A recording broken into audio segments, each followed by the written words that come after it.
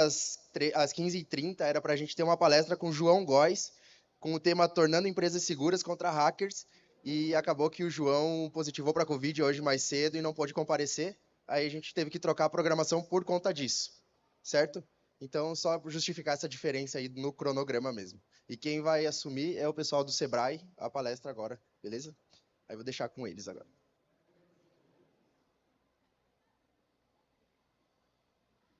Usamos tecnologias para gerar grandes experiências.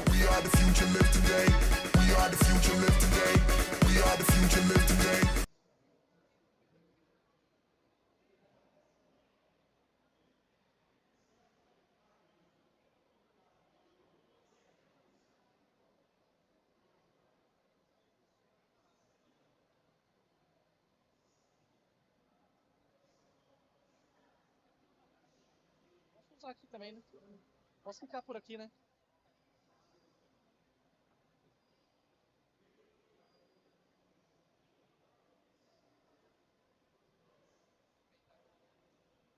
Imagina. Tá atrapalhando, né?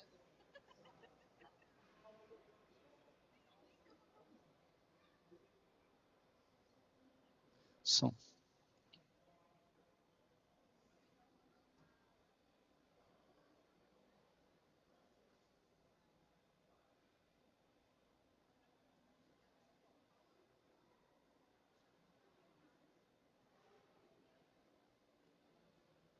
Olá, pessoal, boa tarde. Bom, a gente vai falar aqui agora, nessa próxima meia horinha, de um tema bastante importante, que é o futuro do trabalho, empreendedorismo e a tecnologia na escola. E essa fala, ela é parte de uma parceria nossa com o Sebrae, né? Então eu estou falando aqui em nome do Instituto Ideias de Futuro, hoje eu vou me apresentar, e a gente está usando justamente essa comunicação aqui, falando sobre um desafio, que é um programa que a gente está lançando também aqui na Campus Party. A gente está com o stand aqui do lado, o laranja bem grandão ali, então passem lá depois também, tá bom? E a gente vai então falar hoje sobre o futuro do trabalho, o empreendedorismo e a tecnologia na escola. Deixa eu me apresentar, eu sou o Camilo, atualmente eu estou como diretor executivo do Instituto Ideias de Futuro. Trabalhei aí em algumas empresas de varejo, tanto física quanto projetos digitais, e nos últimos anos tenho me dedicado também à educação, em vários projetos de educação, e especialmente aqui também com o Instituto Ideias de Futuro. Bom, vamos lá. Então, como o próprio tema da nossa conversa já diz, a gente vai discursar bastante sobre essa questão do futuro do trabalho, fala de empreendedorismo, dos nossos projetos. E aí eu começo trazendo uma reflexão em relação ao quanto que a gente está tendo dificuldade em lidar com as mudanças, né? Então, a gente está vendo que, especialmente nas últimas revoluções industriais, a gente teve pouco tempo para se adaptar. Então, quando eu olho para essa escala que mostra aqui as grandes revoluções que nós tivemos, a gente percebe que entre ali a primeira, a segunda e a terceira tiveram bastante tempo, né, para que a humanidade fosse se adaptando em relação a tudo que estava acontecendo. E aí, quando a gente chega na quarta revolução industrial, que é sobre um tema bastante complexo também, né, que é sobre tecnologia, inteligência artificial, internet, entre outras coisas, a gente vê que o espaço de tempo ficou muito curto.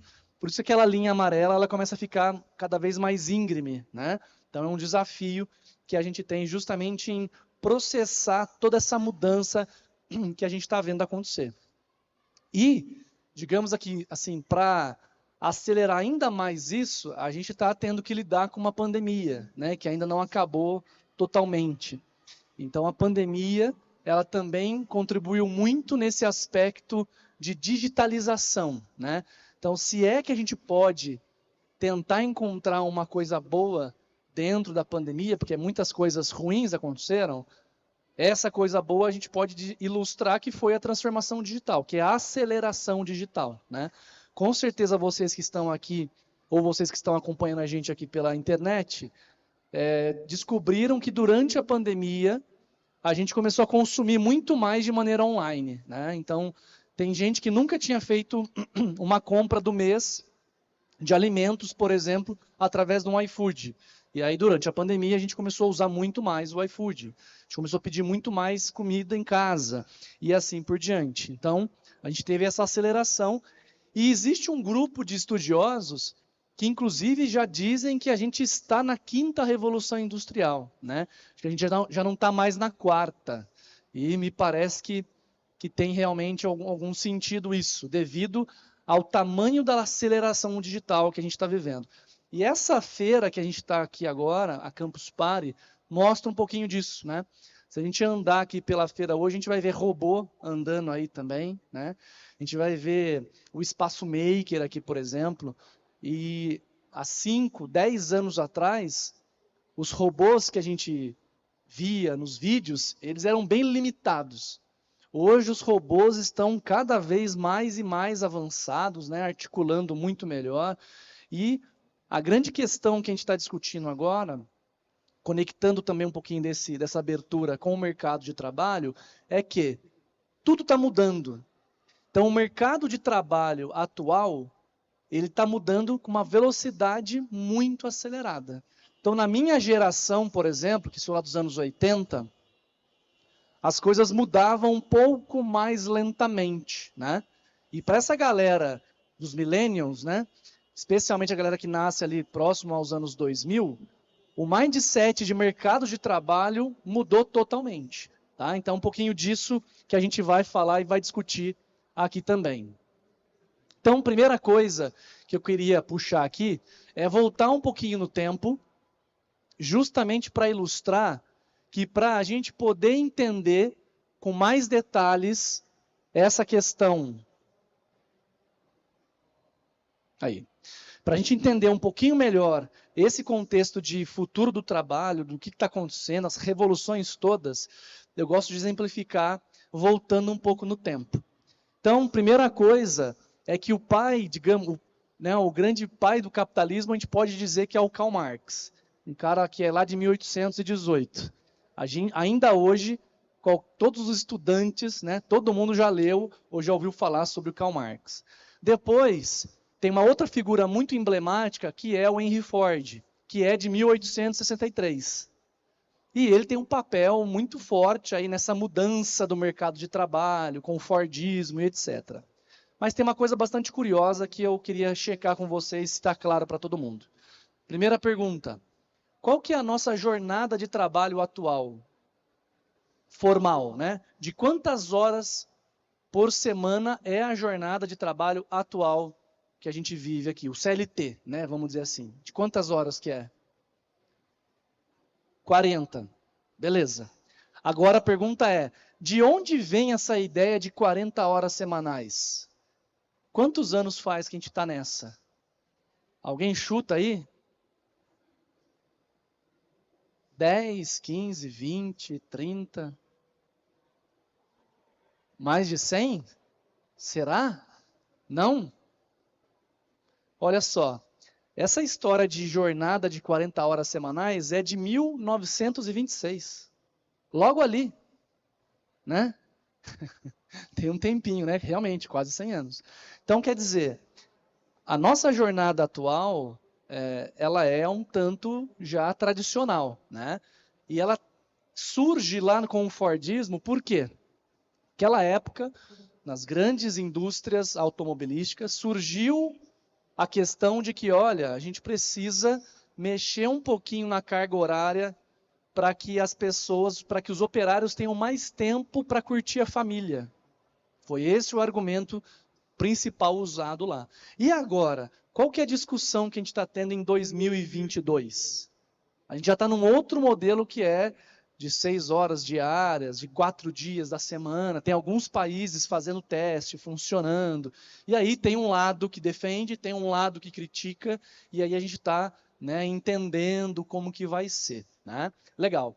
E ali, em 1936, o Charles Chaplin lança um filme chamado Tempos Modernos, e ele é aquele cara que usa da sua arte para fazer a gente pensar, né? Fazer a gente se questionar. E o que ele acaba fazendo muito ali naquele filme é mostrar que essa jornada do operário nas grandes indústrias, ela é muito restrita, né? É como que você é pago para apertar um parafuso. Então, você não é pago para pensar, ou para questionar, ou para criar. O seu papel ali é, muitas vezes, apertar um parafuso. Então, é um trabalho bastante, digamos, robotizado, né? E aí, em 2021, eu trago a minha principal referência hoje para estudar, inclusive, o capitalismo, que é a Rita Von Hunt. Rita Von Hunt, para quem não sabe, é um professor, Guilherme, que encontrou, através dessa persona da Rita Von Hunt, de uma drag queen, ele encontrou uma forma de falar sobre temas mais complexos, como, por exemplo, o capitalismo e também política, mas de uma maneira muito mais didática, muito mais simples de entender. E eu, particularmente, gosto muito, aprendo muito com ela. Então, eu gosto de fazer essa analogia muito doida aqui para dizer que, assim, hoje a Rita Von Hunt é a minha principal fonte para estudar mais sobre Karl Marx e para entender mais sobre tudo que a gente está vendo acontecer nesse contexto de mercado de trabalho, de jornada de trabalho. Né? Porque não dá para a gente tentar entender o que está acontecendo agora sem a gente dar alguns passinhos para trás e ver como que isso começou. Então, isso é uma referência que eu acabo usando aqui também.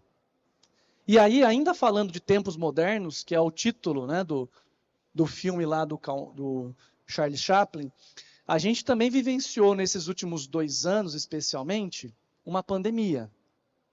E a pandemia mudou muito o nosso jeito de trabalhar, mudou muito o nosso jeito de ver algumas coisas. Então eu trago algumas figuras aqui. Por exemplo, lá ali no comecinho, do lado esquerdo aqui, um pai de família trabalhando em casa com o seu bebê no colo. A princípio parece ser uma imagem super linda, maravilhosa, né? Mas nem sempre é assim. E essa outra imagem aqui que eu acho bastante emblemática é o Charles Chaplin, ainda no filme dele, fazendo uma sátira, digamos assim, com um equipamento que estava sendo cogitado naquela época para ser usado pelos operários. Com qual argumento?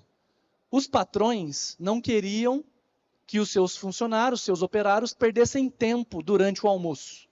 Então foi pensada uma geringonça, né, uma máquina, que você acoplava ali próximo ao seu peito e aquela máquina colocava o alimento na sua boca, para que durante esse processo você pudesse continuar apertando o parafuso. Legal, né? Bacana. Super moderno. E aí, quando a gente olha para essa invenção, a gente acha um absurdo. Poxa, que loucura, né? Faz o mínimo sentido. Mas e se a gente olhar para essa fotinha aqui de baixo agora, que tem uma pessoa se alimentando, almoçando, durante uma call, durante uma reunião? Será que é estranho? Quem aqui já passou por isso? Ter que almoçar, fazer uma refeição na frente de uma câmera de reunião? Levanta a mão. Eu já passei, eu já fiz isso. Então, quer dizer, com a pandemia, de certa forma, a gente começou a perder um pouco o time das coisas, né? A gente caiu num looping de reunião, a gente se perdeu um pouco, a gente começou a perder o tempo das refeições e etc. Então, vale essa reflexão, né? E aqui no centro tem um tweet, né, dessa mulher que é a Gretchen. Ela, inclusive, é funcionária da Casa Branca e viralizou na época. Por quê? Ela estava dando uma entrevista para um canal de TV e se a gente olhar a imagem aqui do lado esquerdo, dá para ver que a câmera está pegando um fundo, digamos, mais normal, tudo arrumadinho, mas aqui do lado direito tem uma foto da vida real, né? Então a gente sabe que a jornada de trabalho, especialmente para as mulheres mães, não é assim tão romântica, né?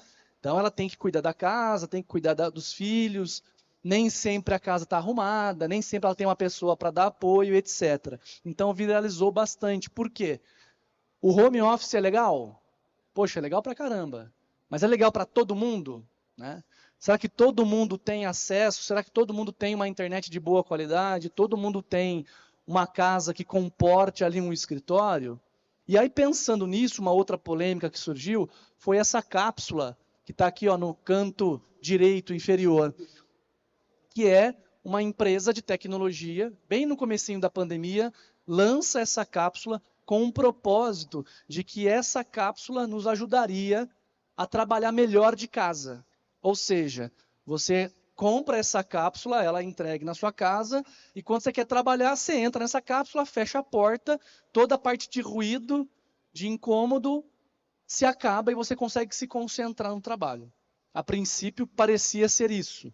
E aí uma galera de tecnologia começou a tentar entender melhor o que estava acontecendo e foram descobrir que, na verdade, essa cápsula tinha toda uma questão de monitoramento de dados. Então, tinha uma tecnologia que pegava, por exemplo, quantas vezes você piscava, quantas vezes você bocejava. Então, era muito mais uma tecnologia, de certa forma, para controle das pessoas do que uma tecnologia pensando no bem-estar das pessoas, né? E aí virou uma polêmica, essa empresa resolveu não vender mais esse produto, tirou tudo da internet, só que, claro, galera, deu print, né? Então, hoje você vai encontrar essa matéria em vários blogs por aí. E é algo bastante curioso, de fato, e a gente viu isso acontecendo aí nesse período pós-pandemia. Então, quando a gente olha para tudo isso que a gente está vivendo, de revolução, de transformação do trabalho, uma grande tendência que a gente também percebe é que existe um lado humano nisso tudo, no qual, segundo essa pesquisa, ele mostra que, primeiro, nós não somos definidos pelo nosso trabalho, né? Não é porque eu trabalho com uma determinada coisa que apenas aquela minha ocupação me define, né? Eu sou mais do que o meu trabalho. E aqui nessa visão, ele dá um exemplo de que esse quadrante aqui da minha direita, da parte superior, seria o cenário ideal, no qual eu tenho o elemento humano como protagonista, usando a tecnologia, toda essa revolução que está acontecendo agora, tudo isso que a gente está vendo aqui nessa feira, a favor do ser humano. Num exemplo mais prático, a gente coloca os algoritmos para rodar os nossos relatórios, fazer as automações, para que a gente consiga, na sexta-feira, sair no horário mais cedo do trabalho. E ir para o barzinho tomar uma cerveja com os amigos. Ou ir fazer um passeio com a nossa família. Algo que, inclusive, é difícil também, muitas vezes, principalmente para quem trabalha com tecnologia. Então, uma das tendências dessa quinta revolução industrial é o ser humano mais protagonista e sabendo usar da tecnologia a seu favor.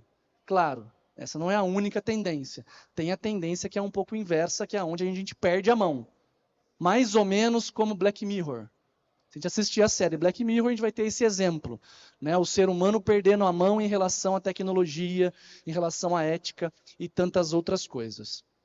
Muito bem. Aqui avançando, eu adoro uma teoria também lá dos anos 70, do Howard Gardner, que ele fala sobre as inteligências múltiplas.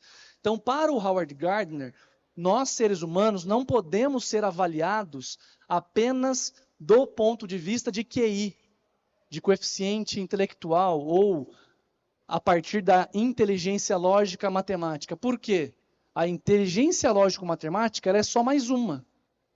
Eu tenho todas essas outras inteligências. E cada um de nós temos algumas dessas tecnologias, dessas inteligências mais aguçadas. Eu não preciso ser bom em tudo. Provavelmente não exista nenhum ser humano que tenha todas essas inteligências em altíssimo nível, né? Porque nós somos seres diversos, né? E aqui tem 3 tecnologias que eu queria chamar a atenção, que pelo que a gente tem observado do mercado, a máquina já avançou. A máquina já ultrapassou a capacidade humana. E eu vou ilustrar essas 3 aqui. Então, começando pela espacial, a lógico-matemática e também a linguística. E aí eu vou dar um exemplo aqui prático. Então, aqui do lado esquerdo, a gente tem ali um GIF mostrando como que funciona essa tecnologia do carro autônomo, por exemplo, da Tesla, né? Então, a gente percebe que a tecnologia espacial, ela tem ali uma série de câmeras, uma série de algoritmos, de maneira muito simples, ela parametriza tudo e ela sabe como virar, como acelerar, como frear. O que acontece se um outro carro com um ser humano entrar na frente de um carro autônomo? Será que vai sair um braço robô do carro autônomo xingando, ou mostrando o dedo? Ou será que sai uma voz de dentro desse carro autônomo brigando com outro carro? Acho que não, né? Então, quer dizer, nesse aspecto, parece que a máquina, parece que a inteligência artificial, ela faz melhor. Se a gente tivesse hoje, aqui em São Paulo, um tráfego muito maior de carros autônomos, muito provavelmente a gente teria muito menos briga de trânsito, né? Esse é um exemplo. O outro aqui do lado direito, a gente tem como que uma mensagem, né, correndo ali. É mais ou menos o exemplo hoje quando você quer cancelar um serviço de um streaming, o próprio Spotify ou Netflix. O processo para você fazer um cancelamento de conta, ele é simples. Com poucos cliques você chega lá ali no fim e cancela. Como que é a nossa experiência nos últimos anos quando a gente quer cancelar um plano de TV por assinatura ou de aparelho celular ou de, né, dessas empresas de celular? Geralmente a experiência é complexa. Às vezes demora dias para você conseguir chegar lá no final e cancelar o produto. Então, a tecnologia, a inteligência artificial, nesse caso, com pouquíssimas palavras, ela entende o que você quer cancelar, você vai lá, clica e você chega já na etapa final. Isso é bem interessante. Então, quais seriam as habilidades do futuro? Quais são as inteligências que nós deveríamos focar mais? Inteligência intrapessoal e interpessoal. Quer dizer, conhecer a mim mesmo, para que a partir disso eu também conheça melhor o outro, eu saiba conversar mais com o outro, aceitar mais as diferenças, né? Ter essa troca. Isso é muito relevante, inclusive para quem trabalha com tecnologia.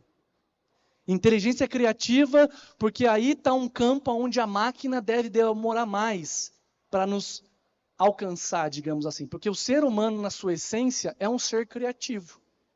E a criatividade é uma coisa complexa para a máquina mapear, parametrizar e avançar, né? Então, é algo especial. A interartificial, que é essa capacidade de lidar com a tecnologia e usá-la a meu favor. E, por fim, a apreendedora, que é o que a gente está fazendo aqui hoje, trocando ideia, participando de uma palestra. Então, todo dia tem algo novo que eu posso aprender.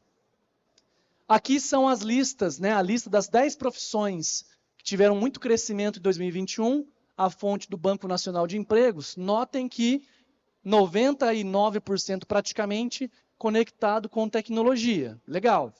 Só que, quando eu olho para o Fórum Econômico Mundial, ele traz ali as 10 skills para 2025 e traz com bastante ênfase o que a gente pode chamar de soft skills. Ou seja, para que eu me dê bem nesse mercado novo de trabalho, só hard skill, ou seja, só o conhecimento técnico, não vai ser suficiente. Eu também preciso entender de aspecto humano. Eu também preciso saber conversar com as pessoas, entender a dor do outro. Tudo isso gera aqui uma habilidade muito mais importante. E aqui é o que está acontecendo agora. Últimos dias, o que a gente tem visto nas notícias?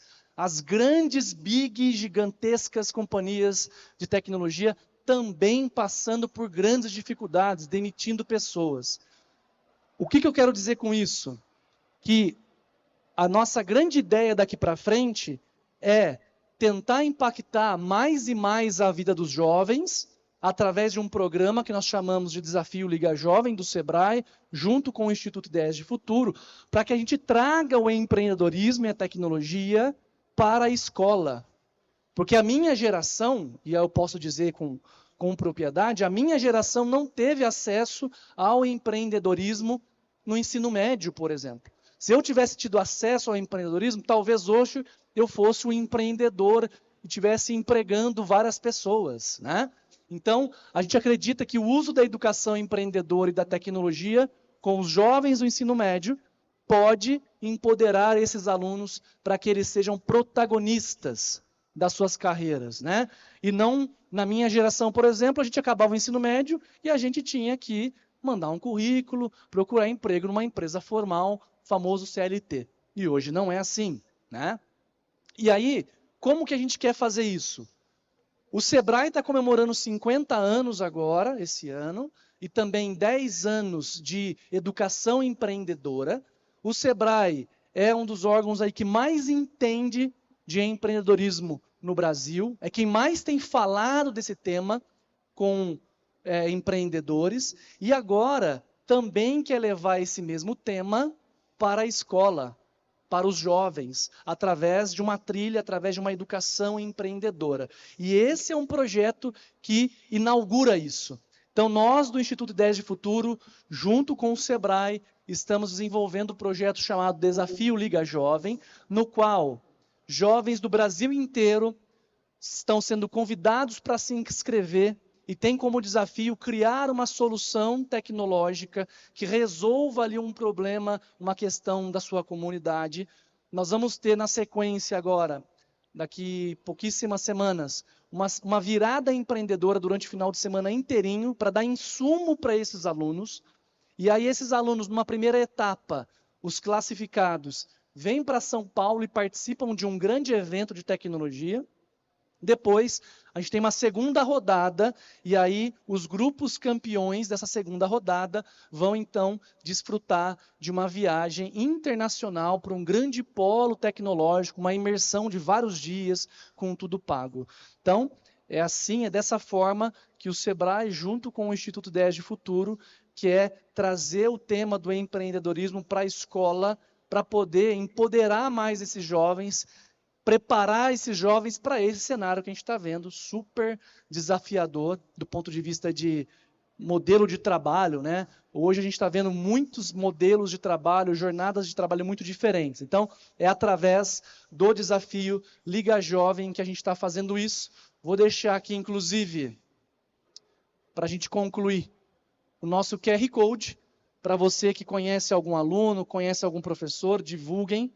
E eu queria também agradecer a presença de vocês, para a participação de vocês aqui nessa tarde, na qual a gente pôde trocar, então, umas figurinhas aqui sobre empreendedorismo, futuro do trabalho, e também esse projeto bonito que a gente está desenvolvendo junto com o Sebrae, que é o Desafio Liga Jovem.